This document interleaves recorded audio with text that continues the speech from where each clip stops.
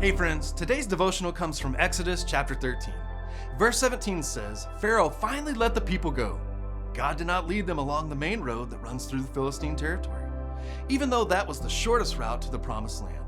God said if the people are faced with a battle, they might change their minds and return to Egypt. So God led them in a roundabout way through the wilderness towards the Red Sea.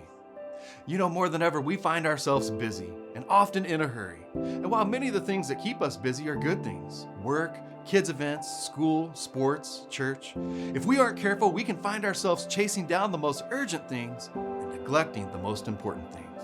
To keep up with the pace, we have drive-thrus, microwave dinners, and same-day delivery. It's all good, but it puts us at risk of becoming increasingly impatient with God's timing. We live in a microwave kind of world, but I've learned we serve a crock-pot kind of a God. We want it right now, but God wants it right. When you experience delay, you're in good company. Throughout the Bible, God would deliver a promise and start a process. Abraham and Sarah, King David, even Jesus had to trust the timing of God's process to get to the purpose or step into the promise. It's easier said than done, but I've learned that I can trust God with the timing of what's important in my life. And looking back, I can see how His timing and His plan, it's always worked out for my good. If only I could go back and decide to skip all the anxiety and the doubt and the worry and decide to just trust Him. In Exodus 13, no doubt it looked like a frustrating delay, but from a heavenly perspective, it was God's divine protection. And in our lives, the same is true.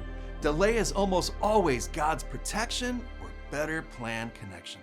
So to anyone who is experiencing delay or disappointment, I'm praying for you today. And let me encourage you, you could trust God's timing. Built into His process is His protection, direction, and provision for you. Instead of God promote me, perhaps the better prayer today is God prepare me. Because when we embrace the process of God, while continuing to move forward towards the promise of God, He forms and shapes the character He knows we will need to fully embrace, enjoy, and steward His promises for our lives.